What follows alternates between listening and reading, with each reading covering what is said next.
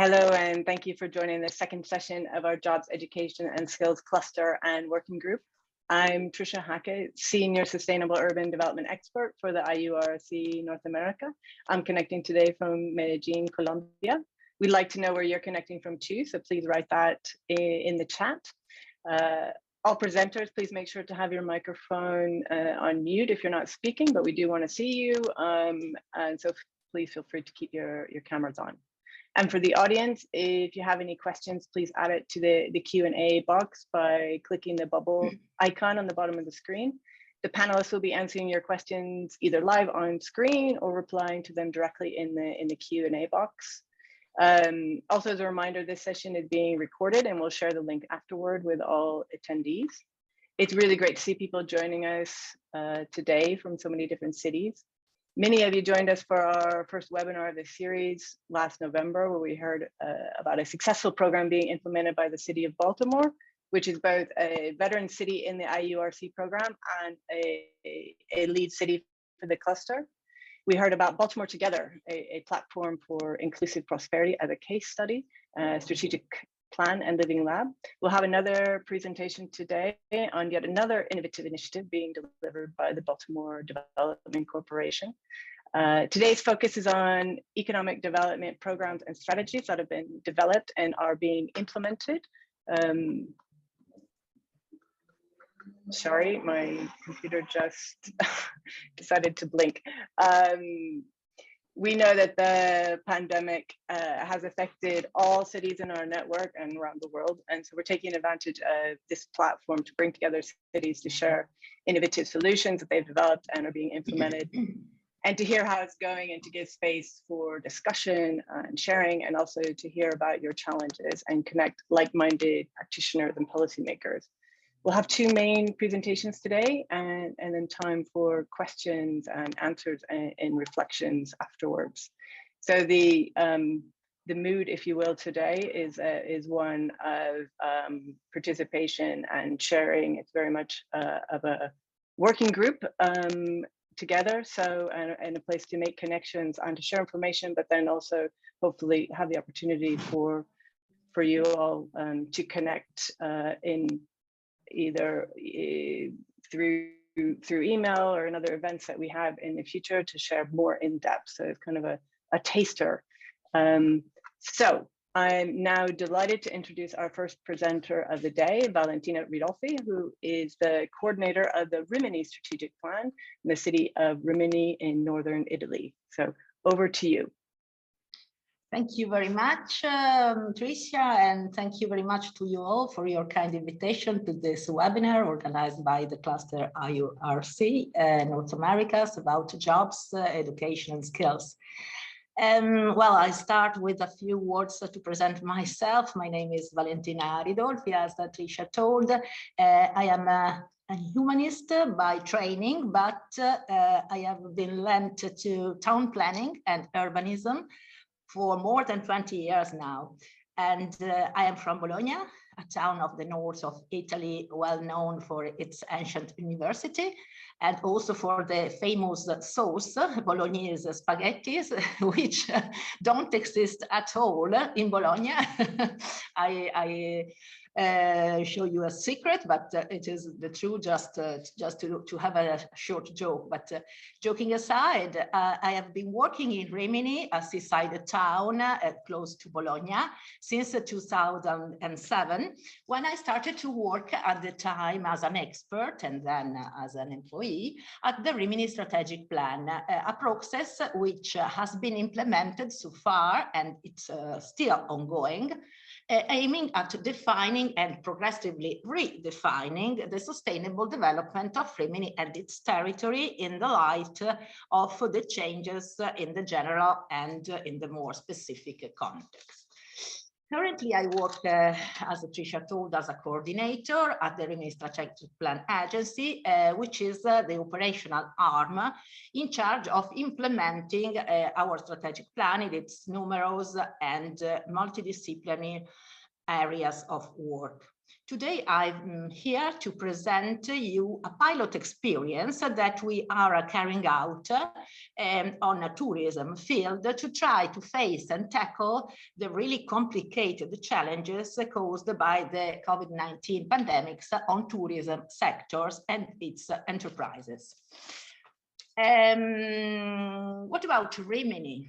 So Rimini is actually, if we can go on to the first slide, thank you very much, is the capital of Italian seaside tourism, because it is true that since many years, since many decades, actually there's no other seaside tourist destination in our country which better performance.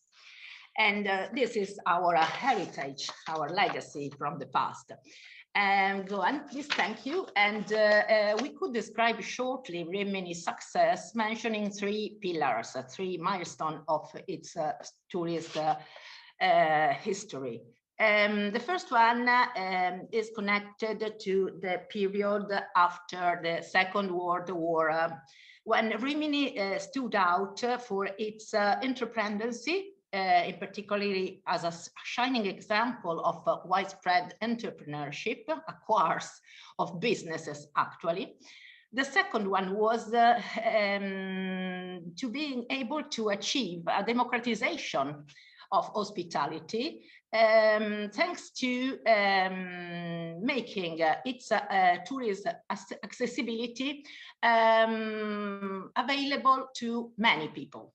So it was practically a vacation destination for all, and guarantee equal social welcoming attitude. So contrasting all social differences. So Rimini is conceived as a town which doesn't inhibit anyone. The second pillar is referred to later on the decades, when Rimini became particularly able to intercept the most common trends, feelings of the world, understanding and embedding into its own model the general trends gradually coming up. The third pillar is referred to today. When since the beginning of the strategic plan process, Rimini has been renovating and regenerating its physical and infrastructure, as well as its tourist soul, we could say, to relaunch the destination and, of course, its brand, the brand connected to the destination. Where we start from? Next slide, please. Well, with the passing of the decades after the success achieved by Rimini, thanks to the boom after the Second World War, the boom of tourism after the Second World War, the Rimini machine, we could say, was aging, and the image of Rimini was becoming blurred and blurred. And that is why in July 27 was born the will to start with a strategic planning process in Rimini, which took concrete shape. What is the strategic plan? It's basically a pact with the assumption of responsibility between local administrators, economic sector, social and cultural associations, and citizens as well, to realize the vision of the future of the city through identifying some strategic areas of work and the scopes of development, each of which has been articulated into projects. The time horizon of the strategic plan, it's a medium-long time. The strategic plan, in our case, was a participatory process. So based on the active participation of local stakeholders, And it represented one of the most important innovation in urban and territorial governance introduced during the recent decades. After our work in themes, in areas, we designed 6 strategic areas of work, which were sea and tourism. So the sea, the waterfront, and the most innovative tourist thinking in Italy. Urban attractiveness, the historical center, Rimini practically was planned to rediscover the value of its heritage and legacy, historical legacy. Innovation concerning job, businesses, and to produce economic growth in our territory. Territorial recomposition, namely the relationship with of Rimini with its vaster area. Urban mobility, so based on the rationalization of the use of cars, and the introduction of a new culture of soft and active mobility. And welfare, so a city committed to guarantee well-being of all citizens, starting from, of course, the most vulnerable people. We made an analysis of our weaknesses, and we analyzed that there were many factors which had caused the loss of our brand. Sorry if we can go on. Okay, there were many factors which caused the loss of our brand value, brand equity, referring to several aspects. The first one was connected undoubtedly with the global dynamics, because of course global competition impinged a lot on our tourism industry. And it determined in particular a progressively less competitiveness of our entrepreneurial system. Again, the problem of outdated facilities, hotels, bathing establishments, and etc. Were losing their attractiveness, their modernity, and they became progressively old-fashioned. Our waterfront was basically a known place with a lot of cars and many problems. The sewage system was not adequate to a modern tourism offer, because we had a big problem about, in particular, the cleanliness of the waters going into the sea. And we ignored practically the importance and the potentiality of our historical center with 2,000 years of history, but almost unknown. And all these aspects included also the fact that progressively Rimini became a cheaper and cheaper destination, with phenomena of price dumping and price competition to the bottom line, not towards a new quality. So we decided to react, and today, after more than 10 years, Rimini is already a changing city with many urban, cultural, and environmental redevelopment projects underway. This is a map. The next slide is a map of the most significant flagship projects dealing with the regeneration, the complete regeneration of our sea park, which strength for 15 kilometers all around the coast. And again, the creation of a new and very modern trade fair and conference hall, which contributes very much to make our tourism industry less connected to the summer period, Okay, so to make our offers valuable for all over the year. The valorization of our historical center with investment for over than 150 million euros, and the renovation of the sewage system through intervention for a total expenditure of more than 150 million euros also here. And this was, we can see an example of what our seaside front is becoming. Practically a very big urban park, active 365 days per year, and for 300 hectares, so you can imagine like Central Park, more or less.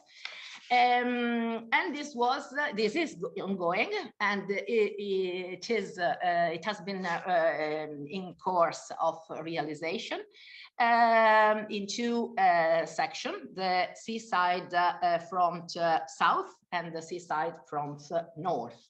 In the next slide, you can have some specific details about the funds that made and are making possible this investment. And so you can see for your own, because of course you will have these slides available, all these details. We were ready to start with a new postcard of Rimini thanks to this project, but the pandemic arrived and struck the tourism sector much more than other sectors, unfortunately. But we decided, if we could say so in this situation, that we decided to take advantage of this tragedy for reflecting on how to face our more general problems on tourism field, in particular on the immaterial aspects of tourism. Because on the one hand, we are working on the physical infrastructure regeneration. On the other hand, we have to work on the immaterial aspects, so regeneration of our businesses, of our communities, feelings, etc. So we decided to, starting from a Facebook group, which was launched during the first lockdown period, we worked for some months with all the actors and stakeholders of the tourism supply chain, we could say, to draw up an action plan made of 8, the next slide, work lines going from businesses innovation to training, from digitalization to rebranding. The next slide, thank you very much. If you can go to the next slide, thank you. So I told from digitalization to rebranding, from sustainability to a new town planning approach aiming at helping the regeneration of tourism system and buildings.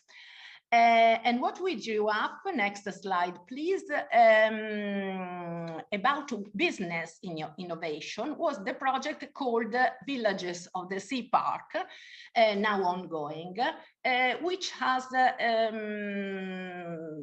the main goal to help to overcome the dwarfism, the fragmentation of our businesses and the micro-entrepreneurial dimension, thanks to a cooperative approach, and also to accompany the tourism entrepreneurial sector in a change undertaken by the city at the time through a training action, and to arrive at creating some villages of the sea park.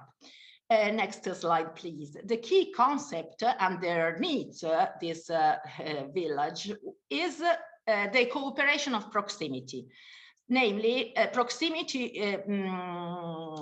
of the tourism operators permits to bring together goods, services, and skills to create a new model of complex offers in which everyone thinks, acts, plans, and invests in a synergic and shared way. And they are transversal network, a sort of transversal network of operator of the supply chain that operate with a logic of proximity to offer guests welcoming, safe, and friendly context, sharing a common vision, new organizational models, new products, new strategies, new economic models, and creating a greater profitability of companies and value, of course, of employment in terms of prices and quality, also quality of the job conditions for the operators, I mean.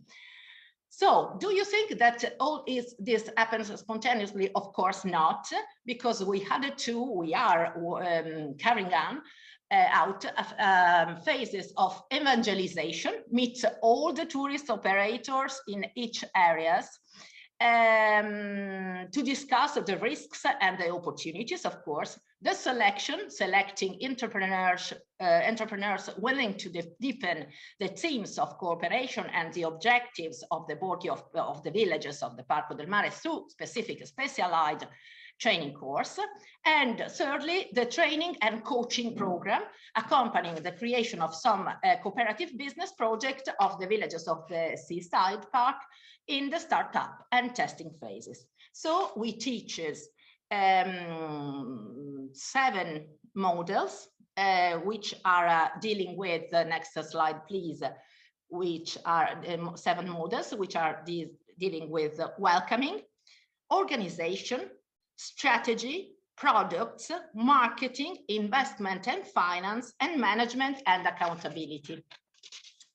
So we started to realize 3 pilot projects. Next slide, please, with 3 villages called Viserbella, Viserba, and San Giuliano Mare.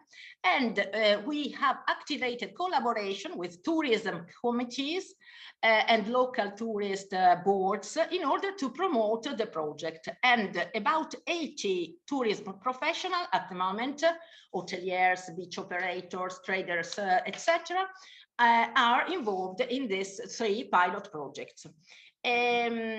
Of course, we carried out these projects in collaboration with the training centers of the territory.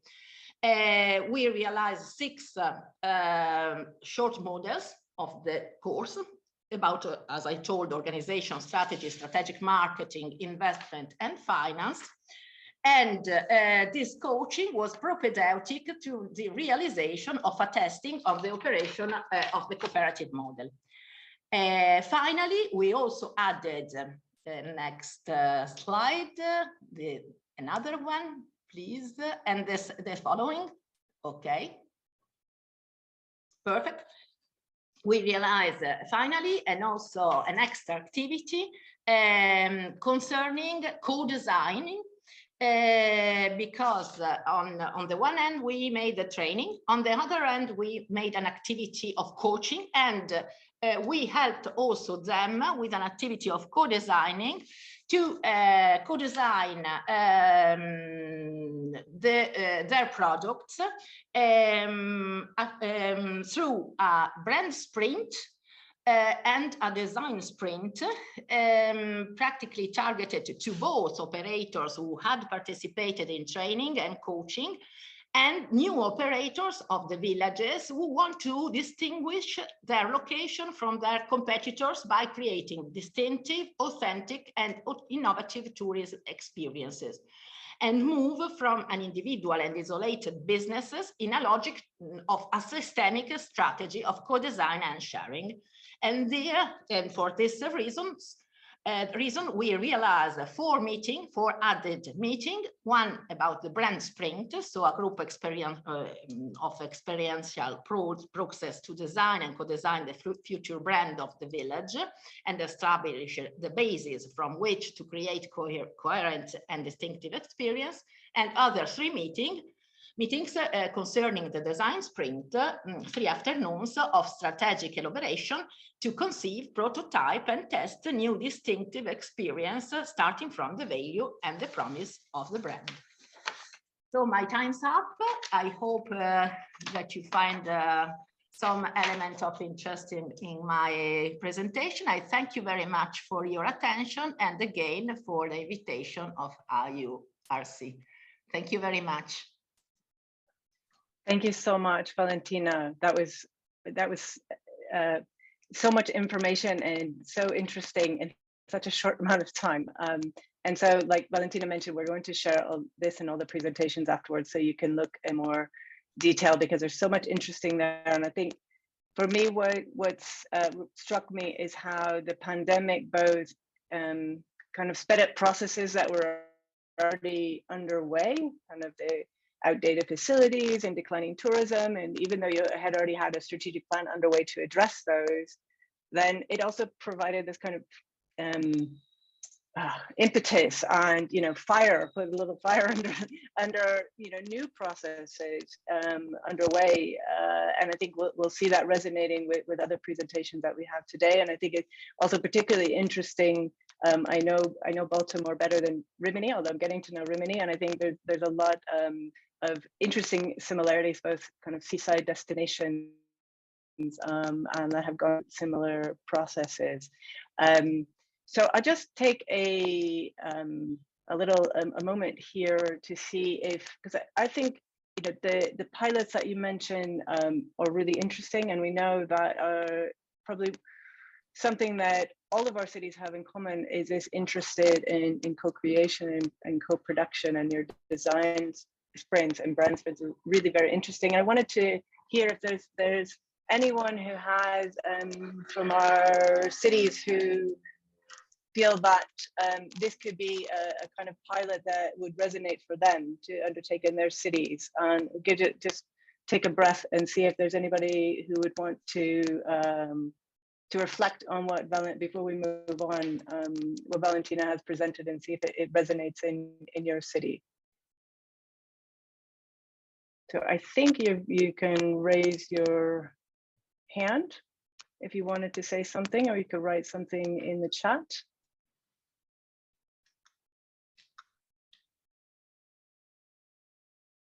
In any case, Tricia, of course, I am available also by email and etc. to give you all further information that you are interested in. So please consider me available, totally available to your curiosity and the questions. Also, apart from this moment.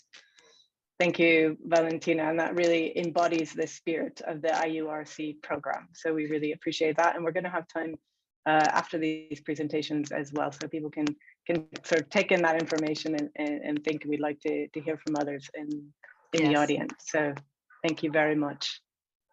Okay, now moving across the Atlantic, it's my pleasure to now introduce our friend Colin Tarber, who's President and CEO of the Baltimore Development Corporation, who many of you know from a previous webinar.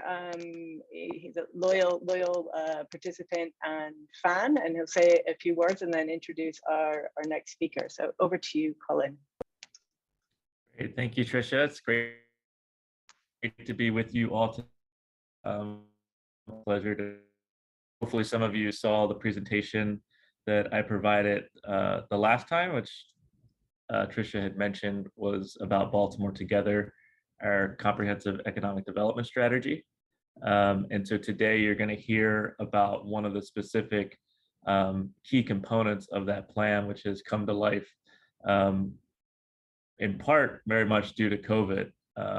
There's a bit of a silver lining in terms of COVID in that we've been able to get a lot of resources that we never had before to support small business and do it in a way that we feel is the most equitable way to help promote businesses, especially in our minority communities. So, but without further ado, I'm going to go ahead and introduce Ben Seigel, who's with the Baltimore Development Corporation team. Let's give a brief background on him, and then he's going to walk you through the BASE Network project, which he has been leading. So Ben is a principal with Economic Mobility Consultants, but he spends a lot of time working with BDC. But we're not his sole client. He's also working with another county, Montgomery County in Baltimore, or in Maryland, I should say, as well as his consultant with the Bill and Melinda Gates Foundation as well. Prior to his consulting practice, Ben was the executive director of the 21st Century Cities Initiative at Johns Hopkins, which brings together Johns Hopkins researchers, civic leaders, and others to solve some of the major issues and innovations in cities. And prior to that, he was the senior policy advisor as well as director of Center for Faith-Based and Neighborhood Partnerships in the Office of the Secretary for the U.S. Department of Labor. So he has an extensive economic and workforce development background, and we're so pleased to have him on our team. And I'll turn it over to Ben now to talk about the innovative work that he's doing with small businesses. Great, thanks so much, Colin, and good to see everyone. I'm excited to be joining you guys today to share with you all our small business work that we've been doing in Baltimore City since the pandemic. And as Colin mentioned, that we've really worked to incorporate into kind of the core of our small business assistance strategy in Baltimore City. So I've only got a couple slides here, and I'll start with my intro one so you can look at this beautiful photo of our inner harbor in Baltimore City. It's what it looks like every day. So just to lead off, I just want to give a little bit of a background on kind of Baltimore and our small business sector, if you will, for folks who aren't as aware of our city. So, I think as most of you might know, Baltimore is located on the East Coast of the U.S. We're kind of in between or within the Washington, D.C. to New York City corridor. So we're kind of, very strategically located geographically. While we are on the waterfront, I'm not sure, Tricia, we're a seaside community, but we do have a harbor, we have a port.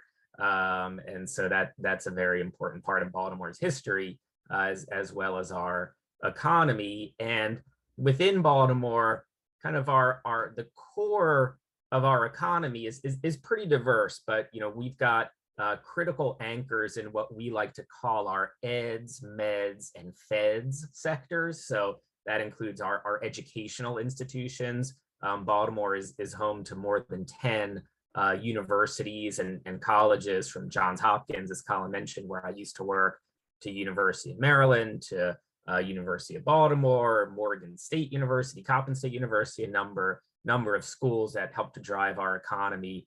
Meds speaks to our healthcare industry, which in many cases is closely tied to our university. So, for example, our large research institutions, Johns Hopkins, University of Maryland, Baltimore, are critical in R&D development, really for the country. Johns Hopkins is the largest recipient of funds from our U.S. National Institutes of Health, and University of Maryland as well.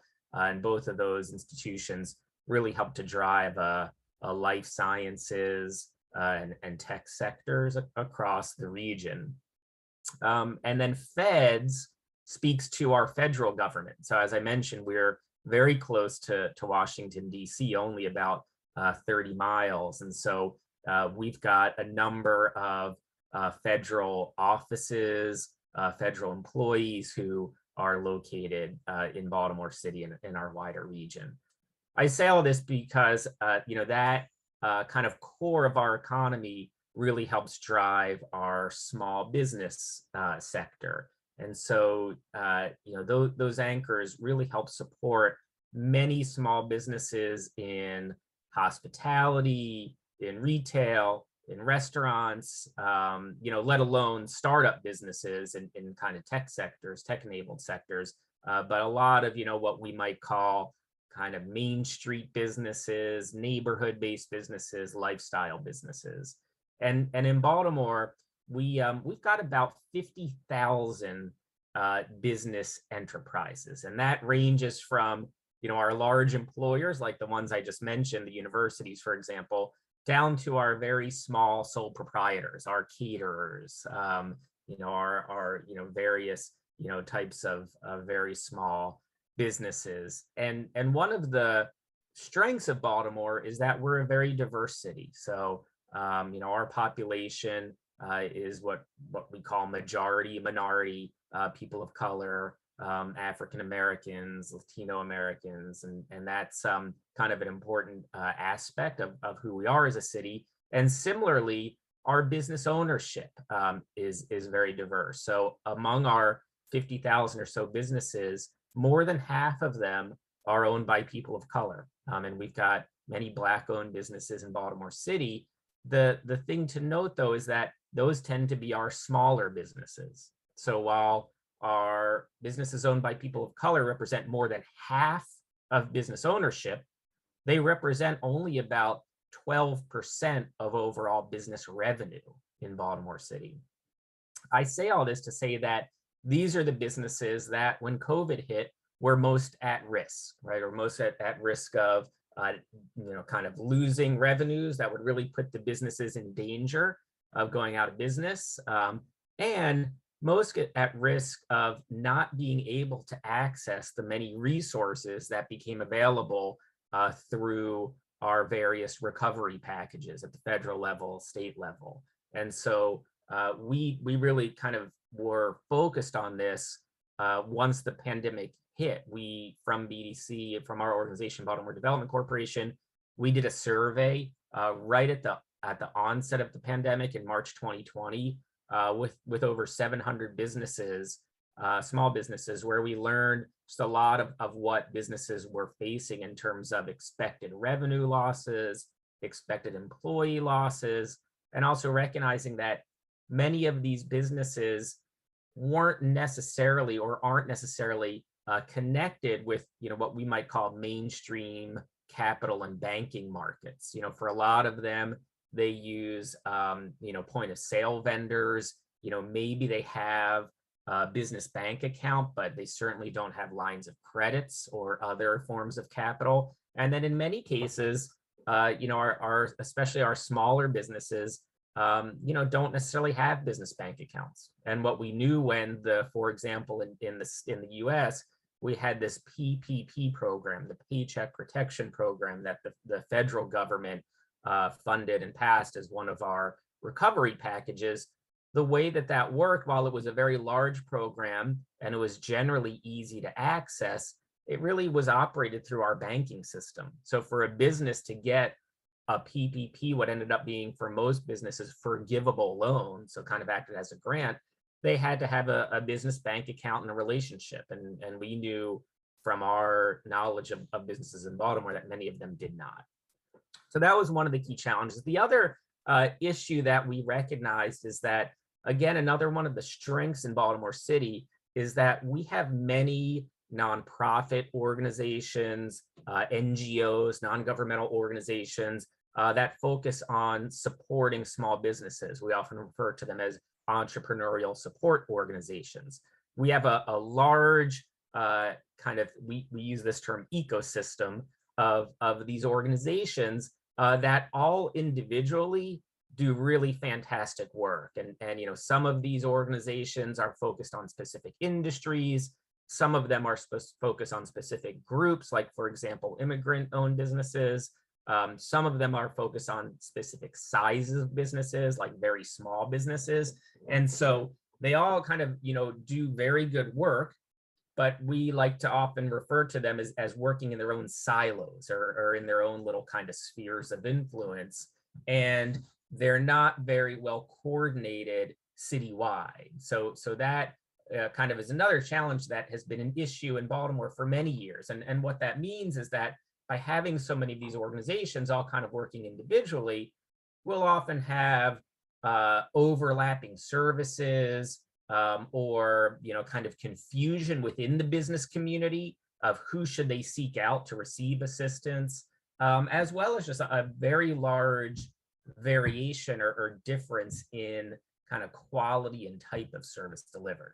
So with those two challenges, both kind of the challenges we knew small businesses would be facing as a result of COVID and our kind of disjointed system for reaching and serving businesses, we decided to launch this initiative. So you can jump to the next slide, and I'll get into my 3 slides of the background here.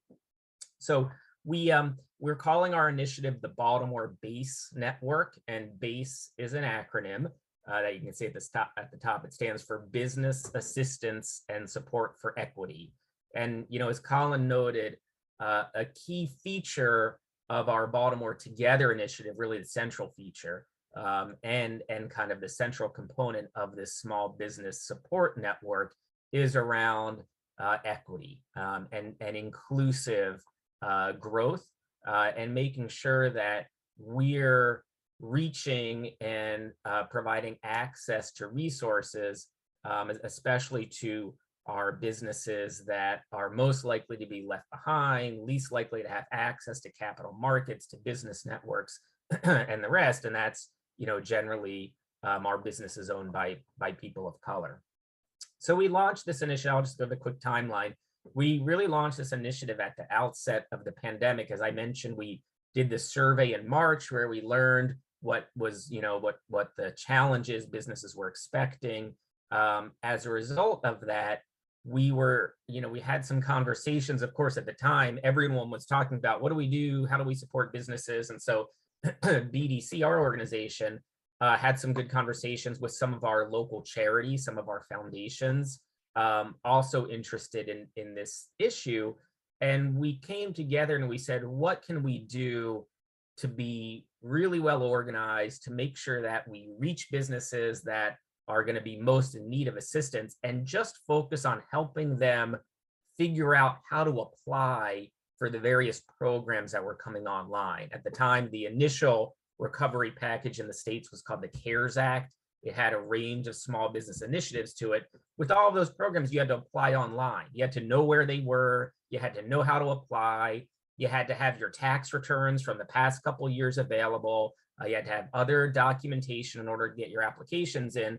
And for many businesses, they just don't have access to all of that documentation, nor the time, nor really the know-how for doing this. So with the foundations, we launched this initiative that we were originally calling the Technical Assistance Network, but we brought together kind of a core group of 6 organizations, along with our organization, Baltimore Development Corporation, and our mayor's office for minority and women-owned business development.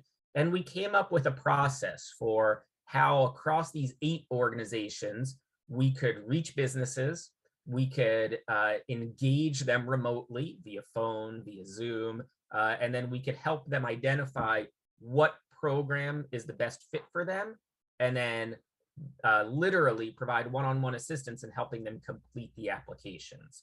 We quickly added to the network an additional 10 organizations that were smaller organizations working with small businesses that helped focus on the outreach component. So these are organizations like our Greater Baltimore Black Chamber of Commerce that works with small Black-owned businesses.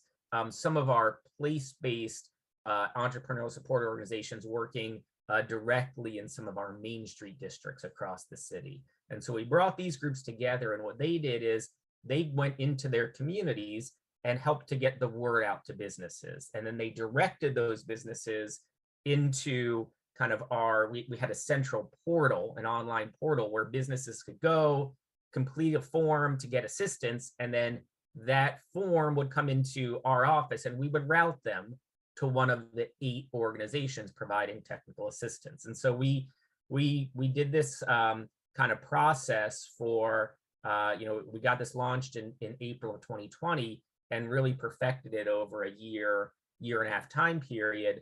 The key to making this work was a lot of communication and coordination across the partners. So every week we hold a weekly Zoom with all of the partners where we review the kind of latest the kind of rules about the various programs out there. We discuss, what we're learning from businesses, what's happening on the ground. We review, kind of our outcomes, because we, in this process, built a pretty simple web-based platform where we're collecting information from all the businesses seeking assistance. And over the course of this initial period, we were able through this network to reach approximately 3,000 small businesses and help them access an estimated $40 million US dollars in direct assistance through loans, through grants, and other types of assistance. And what we're kind of very focused on is that 70% of those businesses served were businesses owned by people of color, the very types of businesses that we were trying to reach. So, you know, we were very heartened and excited about kind of these outcomes and this scale. Yet at the same time, as I mentioned, we've got about 50,000 businesses in Baltimore City. Most of them are small businesses, and roughly 25,000 are owned by people of color. So we're getting to a lot of businesses, but as you can see, there's a lot more out there. So this kind of initial work helped us to realize, this is really how we should be doing all business assistance in Baltimore City, not just as it relates to applying for some of this COVID recovery. So in July of 2021, we embarked on a strategic planning. It was about a 4-month, but a couple months more strategic planning process that we were able to do through a selection in the Bloomberg Mayor's Challenge. We were selected as one of the 50 champion cities of that program. And we embarked on a strategic planning process with a Bloomberg philanthropies coach who worked with a team of about 8 people from our network. So we had a subset of organizations represented.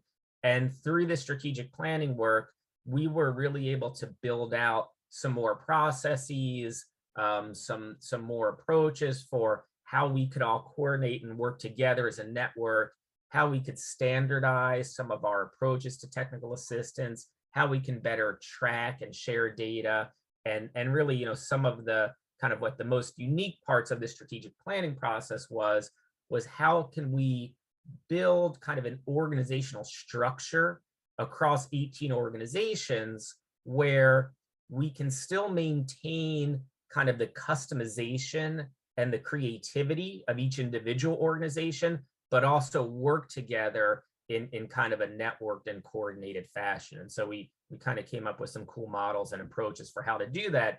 And while our organization, BDC, serves as kind of the intermediary or the management services organization, each partner is able to take a lead on different types of technical assistance initiatives, and then we all kind of work together on that. So through the strategic planning work, that included a retreat that we did, which was, really kind of a critical moment for our network, because we had been all working remotely for 1.5 years. And then at the end of September last year, when we had a lull and before Omicron hit, we were able to all come together to do a full day retreat. In many cases, people were meeting each other in person for the first time, and it was a great opportunity to really solidify our strategic planning work.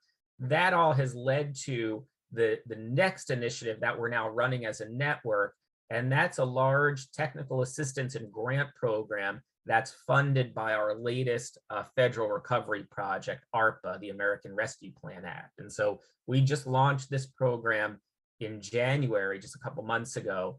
And this is an initiative that is providing grants to small businesses and technical assistance through this network. So now for the first time, we actually have formal contractual agreements with each of the partners.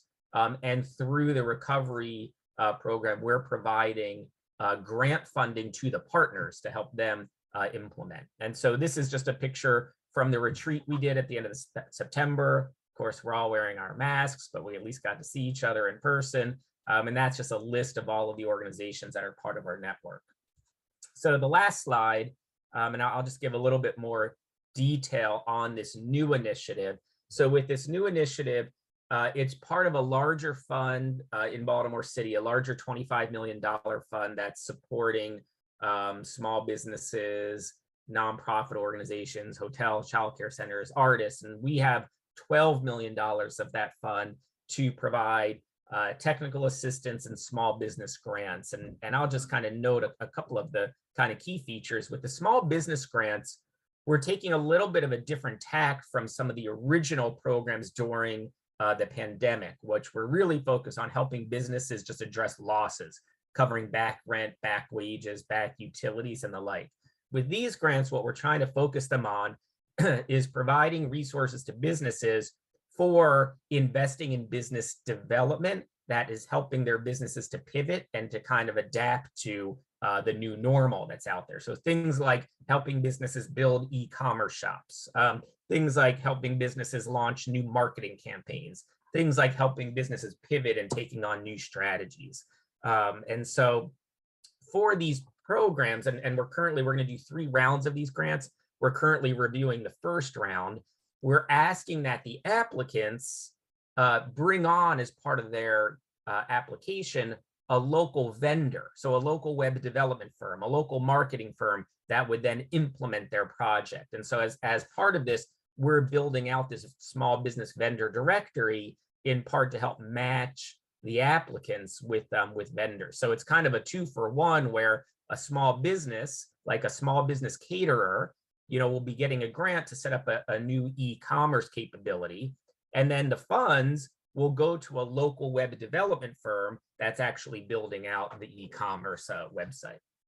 The final piece is that as part of this network and as part of kind of our goals for ultimately reaching 7,000 businesses, so more than doubling what we've reached to date, we're able to then negotiate relationships with other key resource providers. So one of the probably most exciting aspects of this project is that we've been able to enter into partnerships with lenders, with community banks, in some cases with law firms, with large accounting firms who are able to work with us to provide, in some cases, new products that are geared specifically for small businesses to the businesses that we're working with. And for example, for the lenders, the advantage for them is that we're able to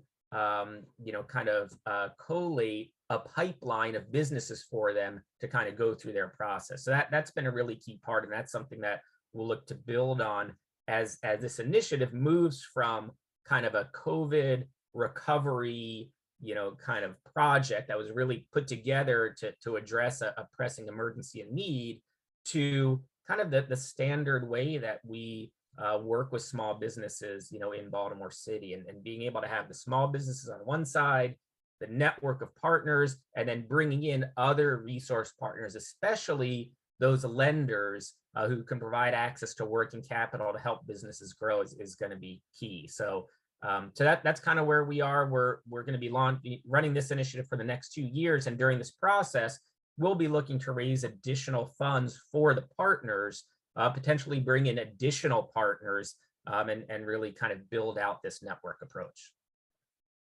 So thanks for taking the time to hear us out, and sure, we're happy to answer any questions as we go forward.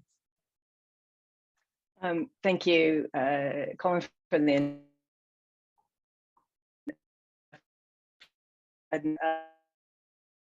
comprehensive presentation. Again, a lot of information there, which we'll be sharing afterwards, and you'll have an opportunity after our next kind of flash presentations to ask them directly any questions. I think this is a great example of something that's also core to this program, is helping cities to think about working across sectors and across levels of government. And I think in that way, again, the pandemic has provided an opportunity to kind of break down some barriers that were there previously. And I think what you've presented and what Baltimore is doing, Ben, is very impressive. Really leveraging those relationships, creating new relationships. Your consistent and strong commitment to inclusion and diversity. There's a lot, I think, for the cities in our network to learn from Baltimore on your initiative. And what's also interesting for us is that this network, this working group and cluster is going to continue over the next year year and a half. And so, we look forward with Baltimore being the lead city, and we plan on having an event in Baltimore. I say plan on because we planned on it before, but we very much hope to have an event in Baltimore next year, where we have the opportunity to hear directly from some stakeholders and really get kind of more in depth, because we really think that Baltimore is a real lighthouse in the work that you're doing. And I'd also like to say that I grew up in Central Illinois in the Midwest, about 2,000 miles from the sea. So I see your water in Baltimore and I think, oh, it's a seafront, but you're right in correcting that. It's not exactly the seafront, but you have a harbor. So thank you very much, Ben. And we are now going to move to what I have coined the flash presentations. So one thing that some feedback that we've heard from other webinars that we did is that cities wanted the opportunity to hear from kind of as many ideas as possible. We know that we have this 2 presentations to kind of get in more depth, and then we have these 3 presentations which we don't have as much time as we would like, but we know you're all busy people. So again, after this session, we'll send a survey, and so you can let us know if you'd like to connect with any of our speakers. So with that being said, we're delighted to have these 3 flash presentations, and we're going to jump back over the Atlantic to go to the city of Braga, Portugal. And I'm happy to introduce Gil Carvalho, who is with the Invest Braga, the Municipal Agency for Economic Development. So Gil, the floor is yours, or the screen, as it were. Thanks. Good afternoon, first to all participants and to all cities represented in this session. Thank you too for the invitation to participate in this session. My name, as you said, is Gil Carvalho, and I'm from Invest Braga. And just to contextualize, Invest Braga was created by the municipality of Braga and works as an agency for economic boosting and investment traction. It was, in fact, the first agency of economic boosting of local scope created in Portugal by a municipality 8 years ago. Therefore, and within the scope of its functions, it is very close to the business environment and to all the entities that integrate Braga's business ecosystem, promoting the networking between all the territories, development agents, both local, regional, and national, besides an active presence that we have in several international forums and networks. During the pandemic period, and due to the strong impact that has affected the activity of companies, namely in the catering area, hotel and local accommodation, local commercial and local service sectors, completely paralyzing much of the activity in the sectors. The municipality of Braga and Invest Braga have immediately promoted the plan to support companies during this period in order to protect, of course, the employment and the companies themselves. The doubts were many and the situations was not foreseen even in the worst scenarios. So the companies did not know how to act to solve the constant problems and unexpected impacts that affect their activity. So we created the GATE, the Business Environment Support Group, a working group that, besides the involvement of several municipal services, Invest Braga and the Business Association of Braga, counted on the availability and support of other agents and companies specialized in the most several areas in order to support, of course, the companies of the most affected sectors. So our digital platforms and the use of a ticketing platform specially created for the management and interaction of all contacts, the companies could be supported by experts in the areas of management, accounting, legal, financial, business, and technical consultancy. This support group made up for 21 entities provide over 50 professional and specialists to support companies during this period. The support and clarifications provided were mostly related to the municipal support made available by Braga City Council, which among other actions included the adoption of municipal tax exemptions, ease to occupying public space, and other support provided by municipal companies in the area of transport and public service, as well as in the support for formalizing and using the support programs for the economy and employment created by our government, and in the preparation, of course, of applications and analyzing their eligibility for these programs, and also in the use of financing mechanisms, credit lines, and bank moratoria. In total, during the pandemic period and until the end of the 2021, this program registered about 1,858 interactions between the support team from the municipality, Invest Braga, Braga Business Association, and other entities and partners companies with the companies and entrepreneurs from Braga. This way, the availability of this support group was become vital in supporting Braga's business community. Well, in fact, more and more, the municipal initiative has been for extreme importance and decisive in the resolution and the mitigation of social and economic problems, mainly in case of unpredictable impacts and consequences that affect the normal operation of companies and economic activities in general.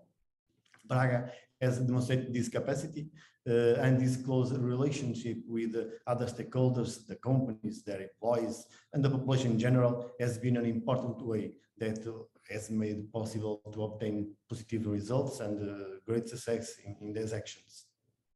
And that's it. Thank you for your attention.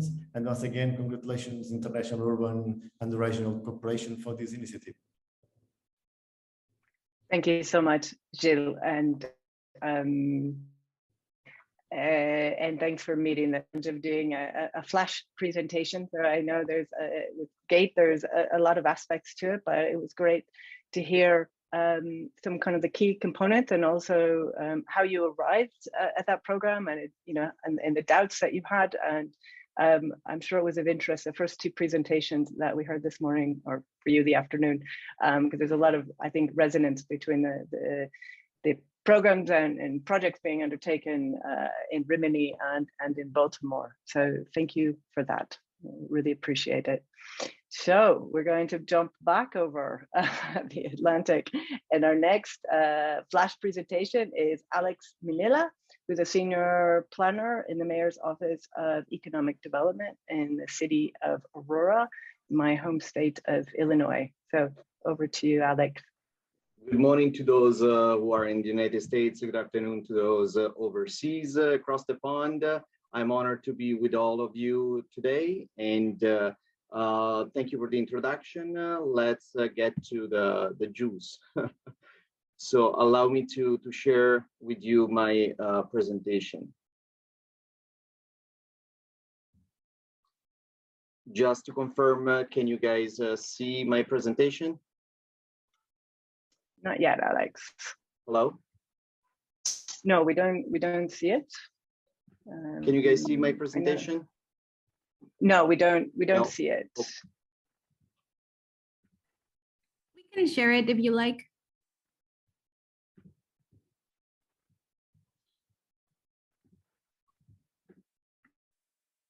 Oh, it looks like it's coming. Yeah, can you put it on full screen, Alex?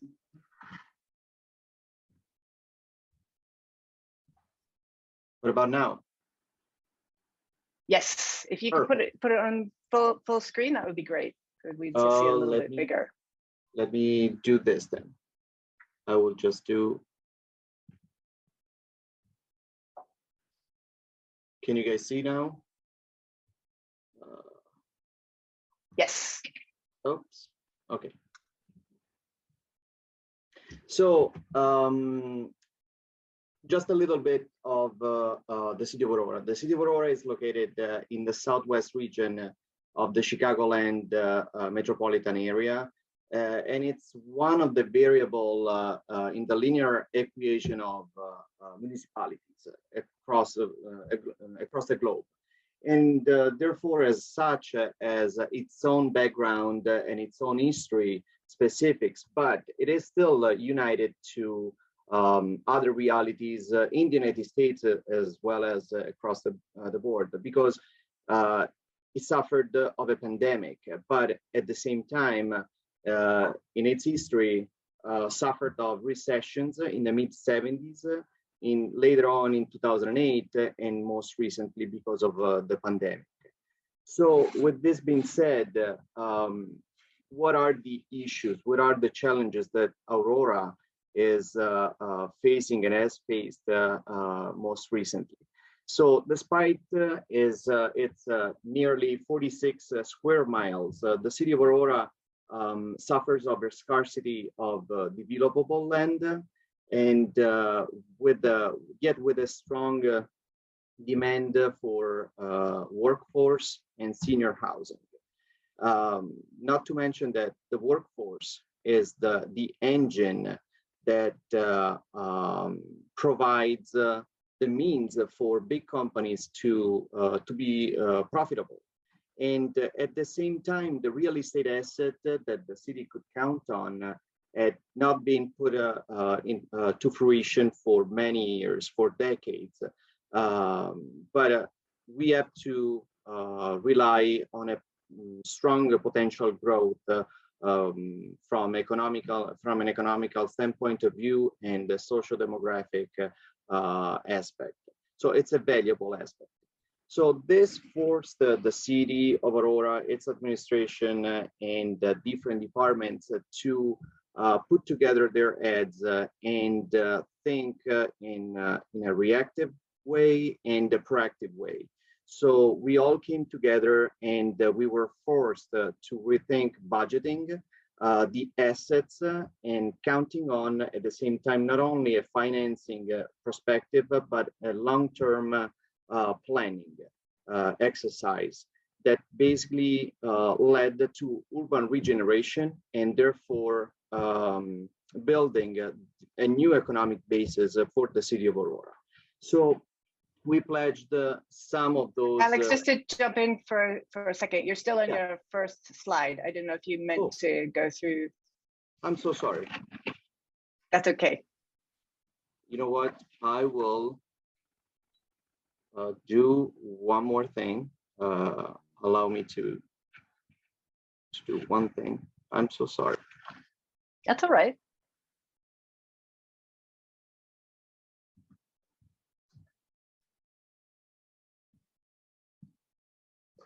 It's because I had 3 screens and a laptop. Do you guys see this, the PowerPoint? We see the programs and strategies. Okay, perfect. Slide. And we'll go from here.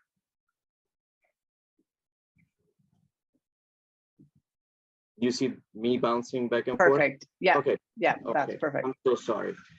And you have about 2 minutes to cruise through. I will be short and sweet. So these are just a few examples of urban planning and economic tools that we used to boost the economy during the pandemic, during this moment of crisis. And through the American Rescue Plan, we were able to use the funds provided by the feds to reinvest the money in local development opportunities, redevelopment opportunities, and to the local economy for local businesses, small and medium businesses. So as well as Baltimore, we provided small business grants for a total of $2 million. We boosted the local economy by providing community economic relief funds for a total of $1.2 million. And we helped developers for a total of $200 million to build a new residential construction and mixed use developments. But we didn't stop there. We also used the money provided by the community redevelopment block grant to rejuvenate the asset, the urban asset, the street facilities, and as well as the community itself.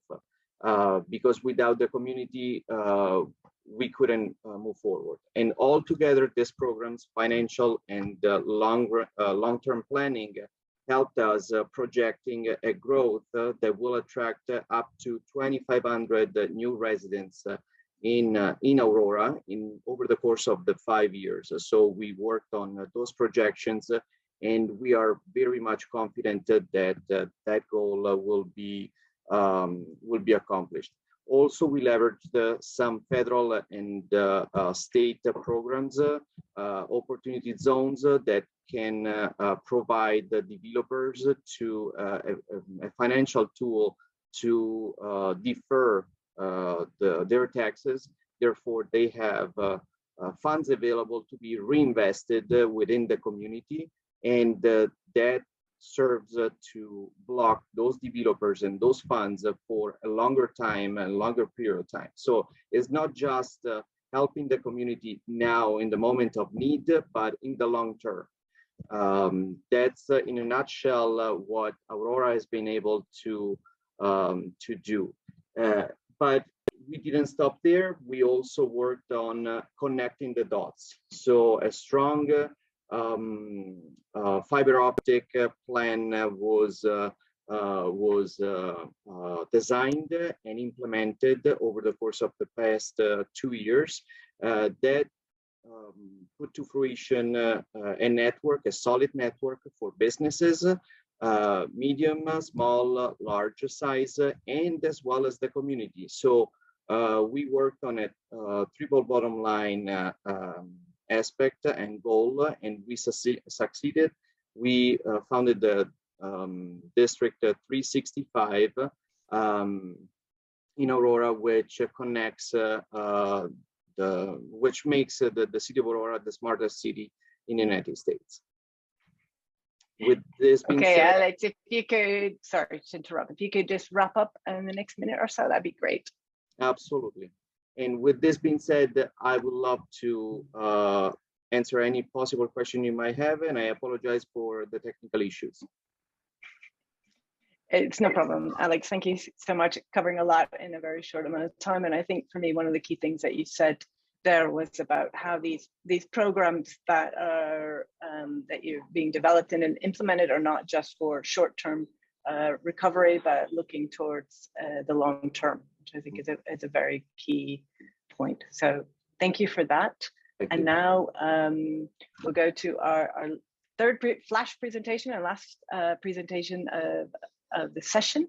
We're moving down very far south to Mendoza, Argentina, and it's my pleasure to introduce Federico Moravito, who is a Director of Innovation and Economic Development with the City of Mendoza. Federico, you have the screen. Thank you, Tricia. Good morning. Good morning, everyone. Good afternoon, some of you. Okay, it's a pleasure for me being here with you, and I thank you very much for the invitation, Tricia, and the entire team of the organization. I want to be very brief. Can you see the presentation? Yes, and if you could put it in full screen, otherwise it's okay. So, okay. Wait a minute. If not, it's fine. We can see it as it is. Can you see? Okay. Yes.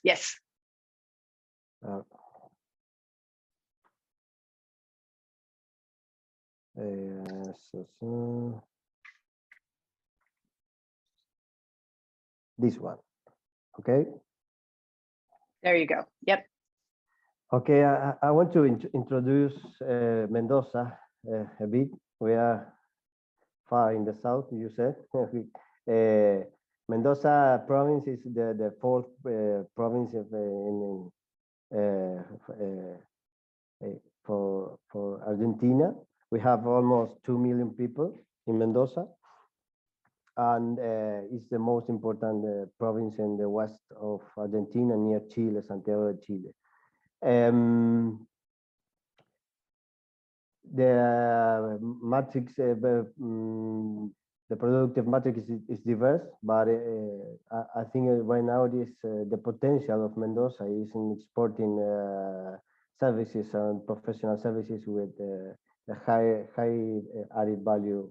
We have 8 universities here, and the best grade of university students per population in the country. Okay, but I think we have some value change that are important. One of them is viticulture, gastronomy, and tourism. The other is oil production and refining. Renewable energies is important too, mainly solar, and then food production and industry related to these clusters. Okay.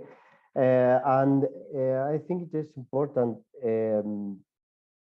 to tell you some projects and programs we have developed in the pandemic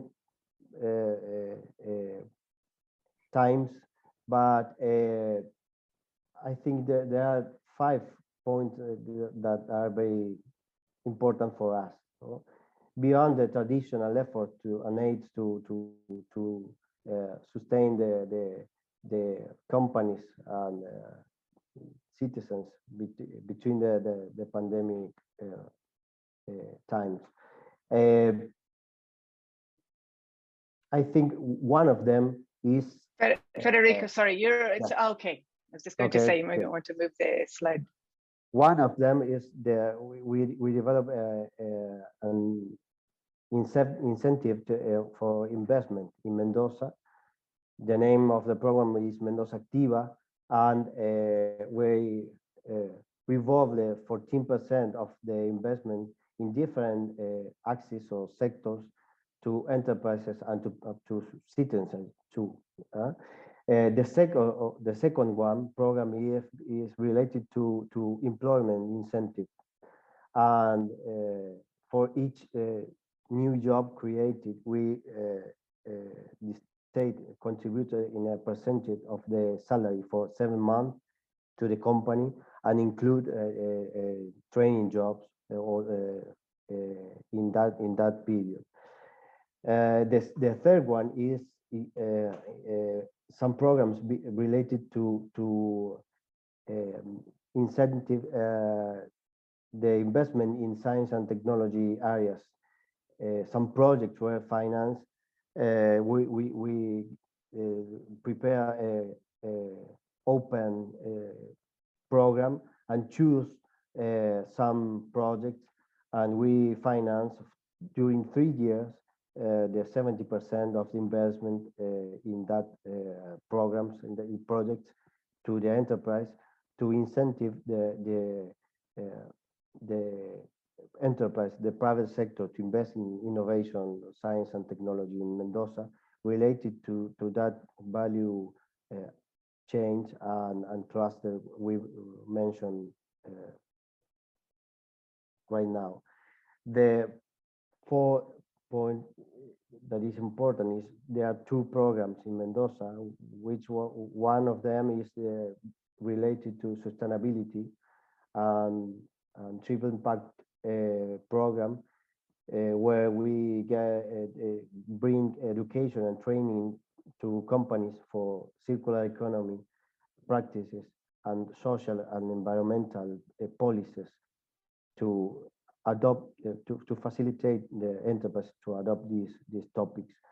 And the other one is the program of related to digital transformation and industry 4.0, because we understand during the pandemic that only the ecosystems that evolve in the future are that one who invest and catch up the technological issues in the companies.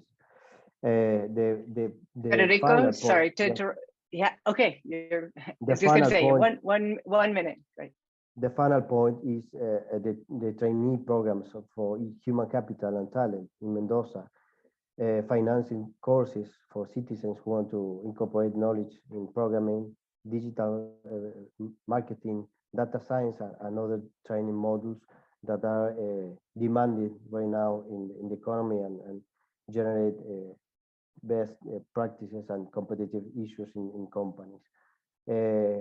If I have to resume to all of these in 3 or 4 words, is innovation, training, and talent and human capital, and a vision of closeness with the care of environmental and social activities in Mendoza province. Thank you. Thank you so much, Federico. And it's great to hear from a Latin American city. And I think what really strikes me across these 5 presentations, and I think it's really important for us here as a working group, because in each session we're getting kind of more and more specific. And something that we've heard across these presentations is what you just said, Federico, how what is key for Mendoza and the other cities is that investment in humans, in entrepreneurs, and human capital, and human talent. And you all have kind of, you know, different, obviously contextually different ways of supporting and investing in human talent in your cities. But I think for me, it would be interesting to maybe in the survey you can respond, or even in the Q&A, if we could have a session that we focus specifically on that aspect, how you do your training programs, what works, what's challenging. You know, I think for me, I think that would be really, really interesting, and as kind of a thread through all of these innovative local economic development. It's this kind of big grandiose idea, but when it comes down to earth, it is about humans, it's about people. And so I think that would be interesting. So for me, and it would be interesting to hear from you if that resonated, because what's important for us is to make sure that these sessions are relevant and interesting for you. So please give us that feedback. I'm going to, I know that Susana Arellano from the program has a couple of questions. I don't see more in the Q&A right now. So for the moment, we just have a few minutes left. Susana. Hi, Tricia, thank you. So it has been a really interesting session. And as Tricia pointed out, we can see many similarities in the programs that you presented, especially I think around training and coaching and really focusing on innovation and helping these businesses thrive. I had a question for Valentina, the first one, that I know that right now in your pilot, you talked about these design sprints and helping all of these businesses that are part of the village rethink how they are selling what they have been working for decades. But I was also wondering, how is it that you're then supporting them in the implementation of those changes? Well, actually, we are still in the first part of the pilot action. So we are, I am able to explain in details how we are working at the moment.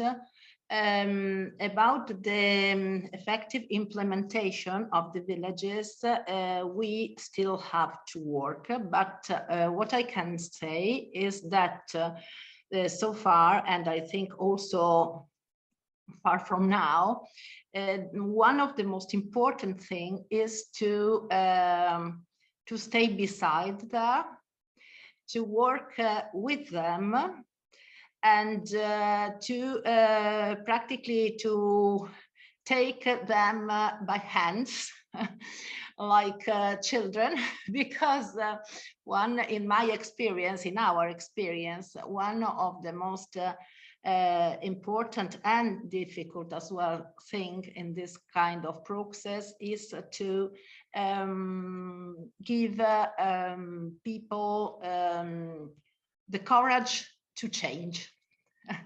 And this is why you have to assist them and to coach them continuously. At least in our experience, of course, we all as humans have a resistance to change, no?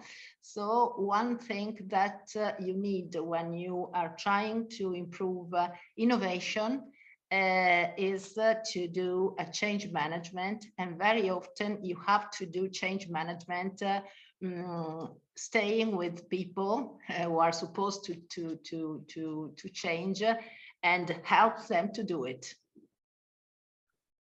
Absolutely, Valentina. Thank you for that. And I think from hearing both presentations, the one from Baltimore and yours, it seems to me like you have gotten really good at thinking about this first part in which you're helping them innovate and think about their businesses within the current situation, that it's very different from what they had been doing. And I wonder if in Baltimore there is something similar, because I feel that in Baltimore you're going to the second part from Valentina. So you're helping them actually implement those changes to grow their businesses and giving them the tools to expand and to get people to know them and hire their services. So I don't know, Ben, if there's that part as well, and you're helping them rethink their businesses or doing these design sprints with them. Yeah, I mean, that's a great observation, and it's very much the case. I mean, we were really intentional with this grant program that we're now running to say to businesses, look, you know, we've had multiple rounds of these quote unquote recovery grants that helped you kind of keep on going, keep the lights on, keep the, you know, doors open, that type of thing. And now the idea is, how can you use some really no cost capital resources here to invest in the business? And you know, we've been kind of hanging on, you know, you've made it for the past, you know, 2 years now, you know, what can we do to recognize that this is how we're going to be for the next little bit? So how do you pivot the business? How do you make it more of kind of online friendly, if you will? You know, how do you kind of adapt? And so that's been the focus. I mean, what I will say is that, you know, it's not just the capital, the resources, but like we've been talking about, the technical assistance, the coaching, and that piece. And that's where our network of partners really comes in. And so again, I had referenced how, you know, in part we've been trying to use the scale of this network to develop other partnerships with kind of expert resource providers. So one example actually comes from one of our partners. So one of our partners has a new initiative with GoDaddy, which is an internet service provider in the US that works with a lot of small businesses. And through this initiative, GoDaddy is helping to train businesses on how to use e-commerce, you know, how a e-commerce site could work for their business. And then those businesses in that program can apply for our grants to then actually invest in a new e-commerce shop. So without a doubt, that's the approach. Thank you for that, Ben. Well, it's 10:29 Eastern time, so I think that brings us to a close. So what's left is to say a big thank you to Valentina, to Ben, to Colin, to Gilles, Alex, and Federico for your presentations and your time and openness today, and to all of you who joined us in our audience, and to the whole team behind this to make this happen. And you will get a survey, and it really helps. It just 2 minutes and fill in to make sure that future sessions are useful and relevant for you, and give us feedback, please, so we continue to improve our offer. So it's great to see you all. It's really a pleasure. Thank you so much, and have a good rest of your morning, afternoon.